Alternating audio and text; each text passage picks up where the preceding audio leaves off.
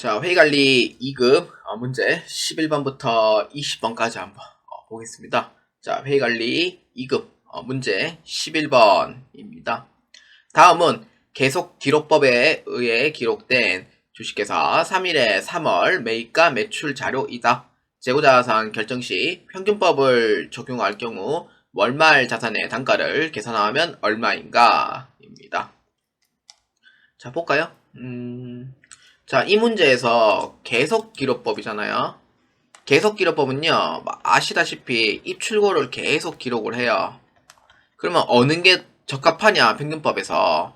이동평균법이 적합하냐, 총평균법이 적합하냐, 이걸 아셔야 돼요.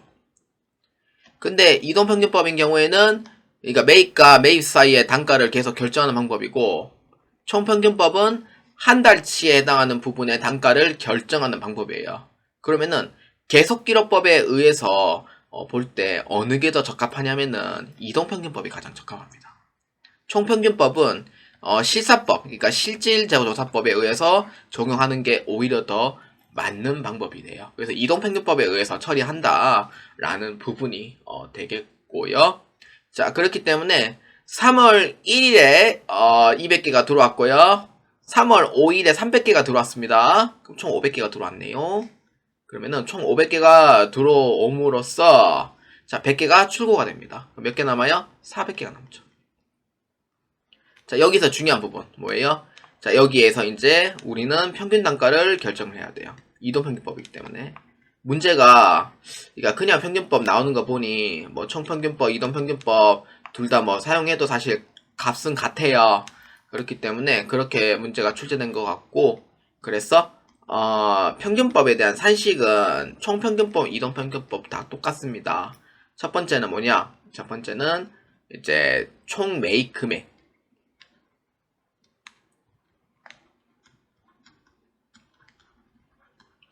기초금액과 매입금액을 더한 이 부분이 되겠고요. 나누기 두 번째는 뭐냐면은 총 매입 수량만큼 나눠주시면 돼요.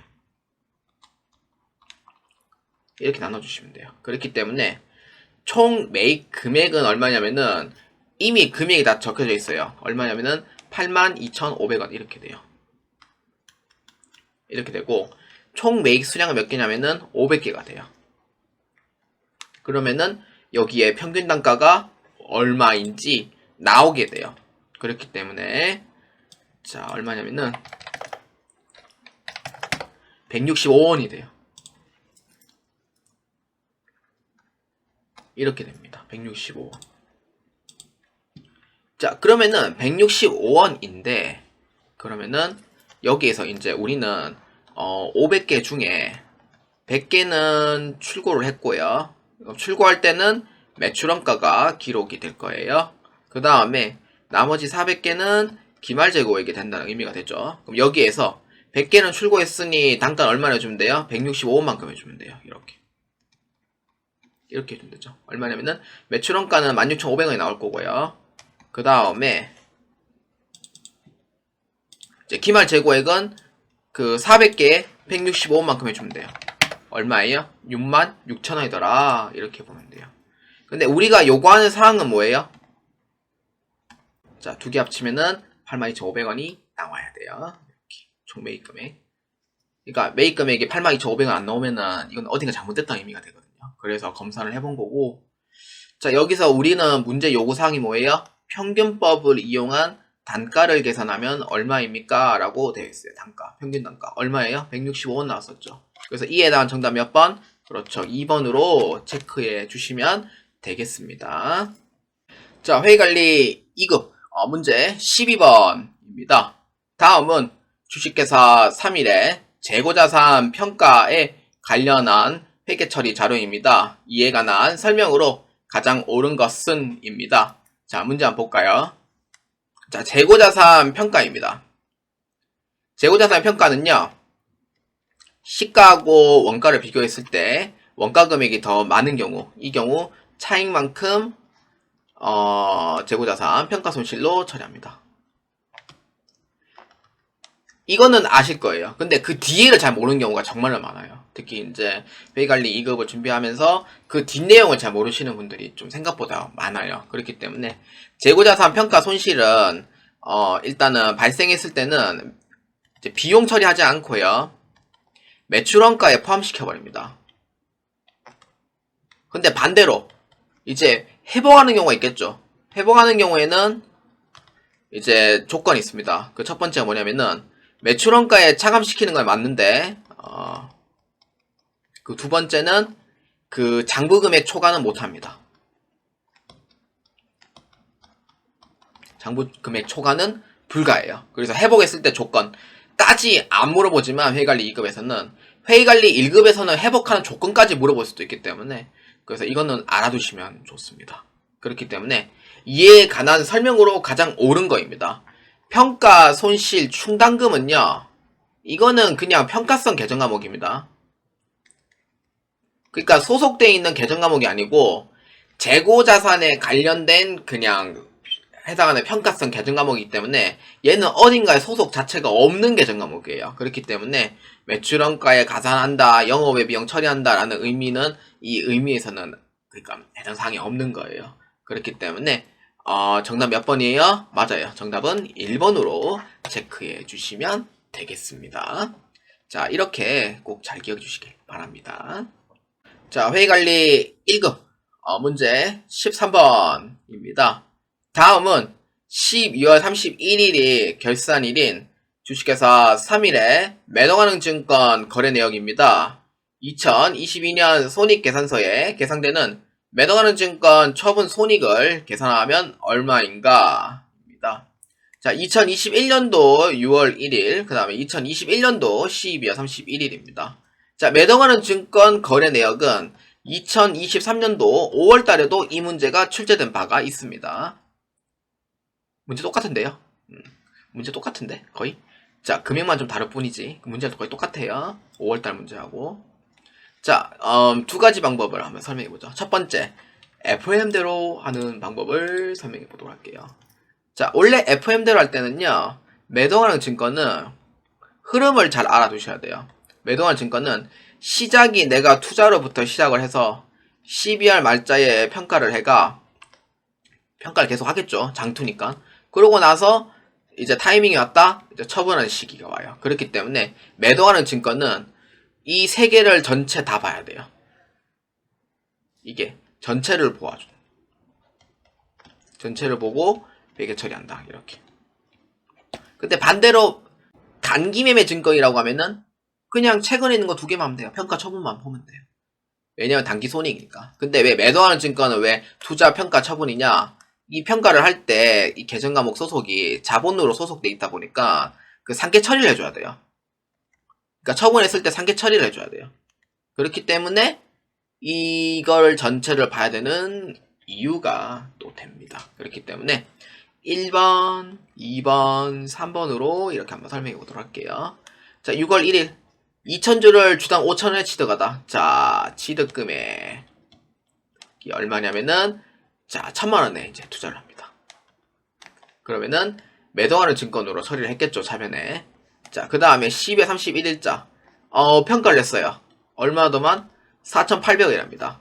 2,000주에 4,800원이면은 960만원이거든요. 그렇기 때문에 내가 투자하는 금액이 1,000만원이고 그 평가하는 금액이 960만원이면은 어떻게 돼요? 40만원만큼 내가 어떻게 돼요? 아이고 못 받았네. 40만원만큼 내가 손실받네 라는 뜻이 되죠. 손실이 돼요. 그렇기 때문에 평가를 했을 때는 960만원 즉 매도하는 증권 평가 손실 40만원 존재해요.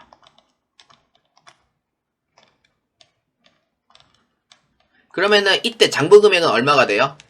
그렇죠. 40만원의 가치가 떨어진 960만원이 2022년 1월 1일에 해당하는 장부 금액이 됩니다. 960만원이. 자, 그 다음에 9월 1일자에 이제 처분해요. 금액이 올랐네요. 얼마냐면은 5,300원에 처분합니다. 자, 일단 장부 금액은 960만원. 그 다음에 돈 받는 금액의 금액 얼마냐면은 1,000주에 5,300원이에요. 얼마냐면은 530만 원이에요. 선생님, 이러면은 금액 차이가 확 나는데요. 주식수로 다르고. 맞아요. 장부 금액일 때는 2000주일 때고, 그 다음에 처분할 때는 1000주일 때 가격이다 보니까, 이거를 1000주일 때 장부 금액으로 변경해줘야 돼요. 어떻게?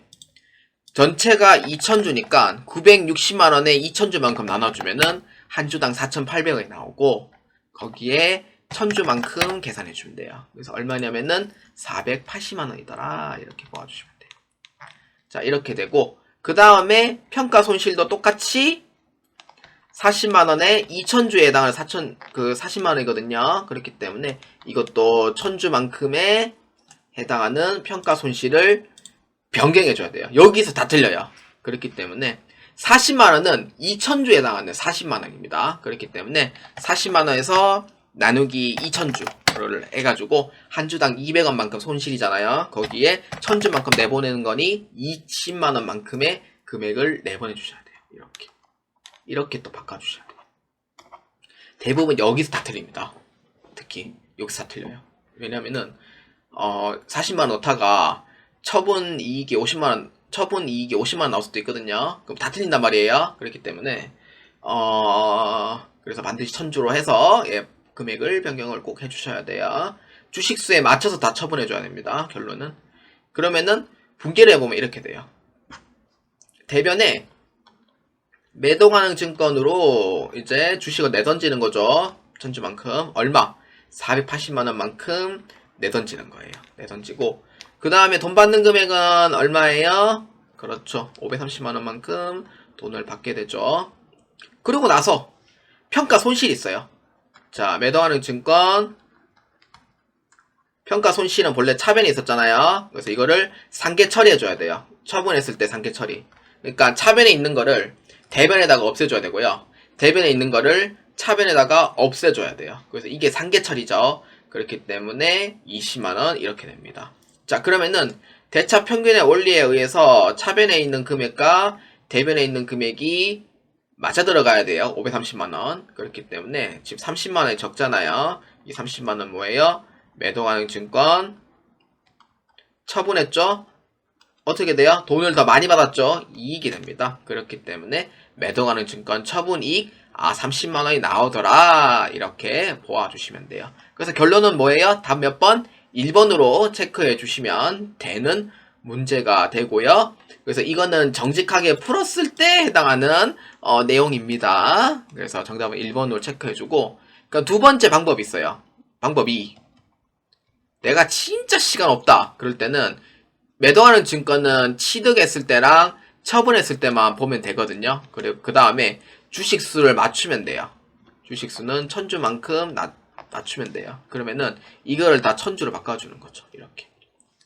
그 다음에 평가 자체는 회계 처리 때문에 그렇지, 처분 손익은 내가 처음에 취득했을 때랑 처분했을 때 가격이 나오거든요. 그렇기 때문에 취득했을 때 5,000원, 처분했을 때 5,300원 이러면은 300원만큼 어떻게 돼요? 이익이 되죠? 그럼 곱하기 1,000원만큼 해주면 돼요. 그래서 얼마예요? 30만원만큼 처분이익이 나오더라. 이렇게 계산하는 방법도 있습니다. 그래서 여러분들의 스타일에 맞게 한번 해보시길 바랍니다. 그래서 이에 해당하는 정답 몇 번? 1번으로 체크해 주시면 되겠습니다. 자, 회계관리 2급 문제 14번입니다. 다음 자료에 이용하여 2021년도 감가상각비를 계산하면 얼마인가? 입니다. 단 회계 기간은 1월 1일부터 12월 31일까지입니다. 감가상각비입니다. 어렵지 않아요. 자, 한번 봅시다. 2021년 7월 1일 차량 운반구 300만원에 구입하여 2021년도 12월 31일 현재 사용 중이다. 2021년도 7월 1일에 취득을 했고요. 자, 그렇기 때문에 2021년도 12월 31일에 사용을 하고 있으니 몇 개월 사용했어요? 그렇죠. 7월부터 12월 달까지 6개월치만큼 사용을 했죠. 사용을 했고요. 그러면 300만원에 이렇게 이제 해주면 되고, 잔존가치 있어요? 없어요? 잔존가치는 없죠. 0이죠. 여기 밑에 있습니다. 그럼 나누기 몇 년? 5년만큼 이용하시면 돼요. 그래서 얼마냐면은 1년에 60만원씩 상각이 돼요. 60만원씩 상각이 되는데 몇 개월 사용했어요? 6개월치만큼 사용을 했죠. 그래서 전체 12개월 중에 6개월치만큼 사용한 걸로 바꿔주시면 돼요. 그래서 얼마예요? 30만원의 감가상각비가 나오게 되고요. 그리고 두 번째, 2021년도 1월 1일 200만원의 건설 중인 자산이 있으며 2021년도 12월 31일 계속 건설 중이다. 이 뜻은 뭐예요? 건설 중인 자산인데 건설 중인 자산은 상각을 해야 안 해요?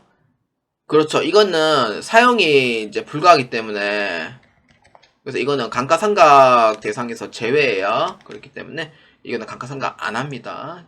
그렇기 때문에 이번에 감가상각비 얼마나 해주면 돼요? 맞아요. 정답은 몇 번? 1번으로 체크해 주시면 되겠습니다. 자, 회의관리 2급 문제 15번입니다. 다음 중 무형자산에 관한 설명으로 가장 올바르지 않은 것은? 입니다. 자, 무형자산에 대한 설명 15번 문제입니다. 자, 1번입니다. 내부적으로 창출한 영업권은 무형자산으로 인정되지 않는다. 그렇죠. 내부적으로 창출 영업권은요, 일단은 신뢰가 없고, 그 다음에, 내부이다 보니까, 이제, 그런 측정 가능성도 다시 안 되죠. 그렇기 때문에, 안 돼요. 그렇기 때문에, 무형자산은 내부적으로 된 건 안 되고, 외부에서만 해당하는 것만 무형자산으로 보고 있어요. 그래서 1번에 대한 얘기는 맞습니다. 자, 그 다음 2번. 무형자산 상각 시에는 무형자산 상각 누계액을 설정하지 않고 무형자산 계정에서 직접 차감할 수 있다. 이 15번에 대한 부분은 기본소에 보면은 직접법도 되고요. 간접법도 됩니다. 사용할 수는 있어요. 누계액 사용 가능해요. 근데 무형자산 상각 시에는 이제 설정하지 않고 라고 되어 있죠. 그러니까 뭐 불가하다 이라는 얘기는 아니죠. 직접 차감할 수 있다. 그러니까 나는 얘기가 돼요. 그래서 맞다 이렇게 보면 돼요. 문제가 다르고 다르다 해가지고 좀 논란이 생길 수도 있지만 그래서 이건 내용상 틀리진 않는 점 이렇게 보시면 됩니다. 그 다음 3번. 무형자산은 사용 가능한 시점부터 그러니까 사용 가능한 시점부터 보는 게 맞고요. 유형자산도 똑같이 사용 시점이에요. 취득 시점이 아니에요. 그래서 합리적인 기간 동안 상각을 하고 있으나 합리적인 상각 방법을 정할 수 없다. 이런 경우에는 정해법을 사용할 수 있다. 맞습니다. 원래는 정해법도 되고 생산량 비례법도 됩니다. 근데 내가 이거를 뭘 써야 될지 모르겠다라고 하면은 정해법만 그냥 쓰면 돼요. 뭐 그런 의미고요. 맞습니다. 그 다음에 4번. 무형자산이란 식별 가능하고 기업이 성장하고 있고 미래 경제적 효익이 있는 비화폐성 자산라는 그런 건데 이 앞에까지는 맞아요. 근데 뒤에서 이제 찬물을 끼얹고 있죠. 뭐예요? 반드시 문서의 형태를 가지고 있어야 한다. 꼭 굳이 그럴 필요 없습니다. 그러니까 무형자산의 조건은 이 세 가지를 모두 충족하면 돼요. 식별 가능하고 그 다음에 통제할 수 있고 그 다음에 경제적 효익을 얻을 수 있는 거. 이 세 가지만 이 요건을 충족을 하면 돼요. 근데 문서 형태로 갖고 있을 필요는 없습니다. 굳이. 그렇기 때문에 기업의 기준서에도 그 내용은 없고요. 그렇기 때문에 이에 틀린 거 몇 번? 4번으로 체크해 주시면 되겠습니다. 자, 회의관리 2급 문제 16번입니다. 다음 자료를 바탕으로 유동자산과 비유동자산을 계산하면 각각 얼마인가? 입니다. 유동자산과 이제 비유동자산인데, 자, 볼까요? 일단 첫 번째는요, 유동자산이 어떤 거 있고, 비유동자산이 어떤 거 있는지, 이거는 먼저 분류를 시켜놔야 돼요. 그리고 세 번째는 관계없는 계정 과목도 있습니다.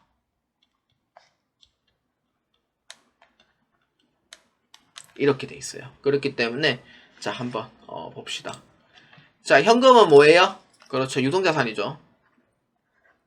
영업권 뭐예요? 비유동자산이죠. 매입 채무는 해당 사항이 없죠. 부채입니다. 상품은 유동자산이고요. 자본금 자본입니다. 해당 사항이 없죠. 그 다음 선급금 뭐예요? 유동자산이죠. 그 다음에 건설 중인 자산 뭐예요? 비유동자산이죠. 매출채권 뭐예요? 유동자산이죠. 미지급금은 관계없습니다. 그래서 이렇게 해서 먼저 분류해 놓고 시작해 주시면 돼요. 자, 그러면은 우리는 이제 다 분류를 했어요. 그렇기 때문에 현금, 상품, 그 다음에 매출채권, 그 다음에 선급금 이렇게. 그래서 얼마예요? 85만 5천원이 나옵니다. 그래서 16번에 유동자산은 85만 5천원이 나오는 거고요.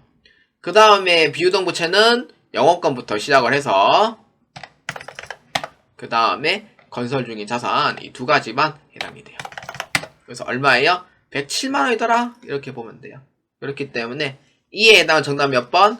3번으로 체크해 주시면 되겠습니다.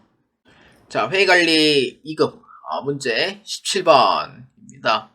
다음 자료를 바탕으로 재무상태표상 계상될 부채 금액을 계산하면 얼마인가? 입니다. 단, 제시된 자료 외에 자산과 자본 금액은 없습니다. 봅시다. 부채 금액입니다. 그래서 이 문제를 알려면은요, 일단은 재산법에 대해서 알고 계셔야 돼요. 자본 등식. 헷갈린다. 자본 등식에 대해서 알고 있어야 돼요. 그래서 자산에서 부채 빼면 뭐예요? 그렇죠. 자본이죠. 이거를 먼저 알고 계셔야 돼요. 무조건. 그 다음 두 번째는 뭐냐면은 자산, 부채, 자본의 직계를 해야 돼요. 자, 볼까요? 자, 현금 봅시다. 현금은 뭐예요? 자산. 영업권 뭐예요? 자산. 상품 뭐예요? 자산. 외상매출금 뭐예요? 자산. 보통예금 뭐예요? 자산. 자본금 뭐예요? 자본금. 이렇죠. 그렇기 때문에 산식대로 이제 자산 총계는 얼마 있고 부채 총계는 얼마 있는지 알 수가 없고, 그래서 자본 총계가 얼마냐면은 37만원이 나와야 되더라 이렇게 딱 결정이 나 있는 상태예요. 그렇기 때문에 자본금 빼고는 전부 다 자산 해가지고 직계를 다 해주면 됩니다.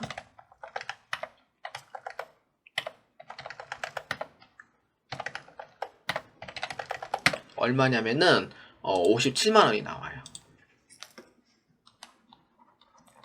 그러면 57만원 빼기 LL에서 37만원 났더라 이렇게 계산하면 되죠. 그러면은 부채는 자산에서 자본을 빼면은 부채 금액이 나오겠죠. 수학적으로 너무 접근해서 좀 저도 하기 싫지만 이렇게 해서 하면은 부채 금액이 20만원이 나오는구나 라고 볼 수가 있습니다. 이렇게 되죠. 그렇기 때문에 이에 해당하는 정답 몇 번입니까? 17번의 답은 그렇죠. 3번으로 체크해 주시면 되겠습니다. 자, 회의관리 2급 문제 18번입니다. 다음은 주식회사 3일에 2021년도 7월 1일에 발생한 차입금 관련 자료입니다. 날짜별 회계 처리 중 가장 올바르지 않은 것은 입니다. 단, 주식회사 3일에 회계 기간은 1월 1일부터 12월 31일까지이다. 봅시다. 자, 일단은 이 문제에서 보니까 2021년도, 그 다음 12월 말 2022년도까지 돼 있고요. 이 문제는 2024년도에서도 이와 같은 문제가 출제된 바가 있습니다. 자, 볼까요? 차입금은 2,300입니다. 만기는 3년. 뭐예요? 장기예요, 단기예요? 장기죠. 장기 차입금으로 처리합니다. 자, 그렇기 때문에 7월 1일에 차입을 했다는 점 보아주시고요. 그래서 1번에 대한 부분은 맞아요, 틀려요? 맞다, 이렇게 보면 돼요. 자, 그 다음에 12월 31일 됐을 때 2,300만원에 이자율은 얼마예요? 12%입니다. 근데 경과기간 수가 어떻게 돼요? 6개월치만큼 경과를 했죠. 이렇게 되죠. 원래 12%가 1년치 이자율이기 때문에 1년 중에 6개월치만큼만 인식해줘야 되는 이유가 이렇게 됩니다. 이렇게 되죠. 276만원. 근데 이거를 12달치로 해주면은 한 달당 내가 내야 되는 이자가 23만원이 돼요. 곱하기 얼마? 6개월치만큼 경과했으니 138만원이 됩니다. 이때 회계 처리 어떻게 하냐면은 발생했으니까 이자 비용이 맞고 그 다음에 미지급 이자 이렇게 해서 처리를 하는 게 맞습니다. 그러면은 요 부분이 틀린 거예요. 왜냐면은 4번은 어차피 똑같이 가니까 맞는데 6월 30일 거는 이자를 지급을 했어요. 이자를 지급을 했는데 여기서 중요한 점이 미지급 비용이 이미 지금 되어 있는 상태잖아요. 그렇기 때문에 미지급 비용을 이거를 처리를 해주셔야 돼요. 그래서 얼마? 138만원. 왜냐? 6월 말일에 이자를 주기 때문에 그래서 12월 31일자는 이자를 안 줬어요. 그래서 6월 말일자에 이자를 줘요. 그러면은 이 1년치 이자 중에 이 10월 31일이 끼어있는 이 미지급 비용도 여기 6월 30일 안에 포함이 돼 있어야 돼요. 그게 회계 처리가 안 돼 있죠, 지금. 그래서 틀린 거고. 그 다음에 여기에 이자 비용을 138만원 이렇게 넣어줘야 돼요. 맞는 표현이 돼요. 근데 만약에 전체 이자 비용을 이렇게 넣어버리면은 나중에 미지급 비용이 계속 장부에 남게 돼요. 이자를 줘야 될 기간에. 그러면 그거는 어떻게 해결을 할 거냐 이거예요. 그렇기 때문에 이자를 안 줬는 12월 말자의 미지급 비용도 여기 이자 지급할 때 포함시켜줘야 됩니다. 무조건. 그렇기 때문에 대변에 뭘로 처리하면 돼요? 그렇죠. 현금 등으로 이렇게 처리하시면 돼요. 276만원. 이게 맞는 분계가 돼요. 그러니까 12월 말자 분계하는 이유가 뭐예요? 발생주에 의해서 해당된 기간만큼 이자를 정확하게 처리하는 거잖아요. 그래서 미지급 비용도 이자를 줄 때 같이 처리해줘야 돼요. 그걸 안 해주면 안 된다고요. 그렇기 때문에 이렇게 회계 처리한다는 점 잘 기억해 주시고요. 3번이 틀렸다 이렇게 모아주시면 됩니다. 그래서 18번에 다 몇 번? 3번으로 체크해 주시면 되겠습니다. 자, 회계관리 2급 문제 19번입니다. 다음에 시장 상황에서 사채를 발행할 경우 사채 발행과 관련된 분계에서 대변에 나타날 계정 과목으로 가장 옳은 것은 입니다. 이 문제는요, 액면이자율이 지금 더 많은 상황이 돼요. 그러면은 여러분들이 꼭 아셔야 되는 거, 액면 발행, 할인 발행, 할증 발행 어떤 거예요? 이게 진짜 의외로 헷갈릴 거예요. 뭐예요? 액면 이자율이 더 높은 거는 할증 발행에 해당이 됩니다.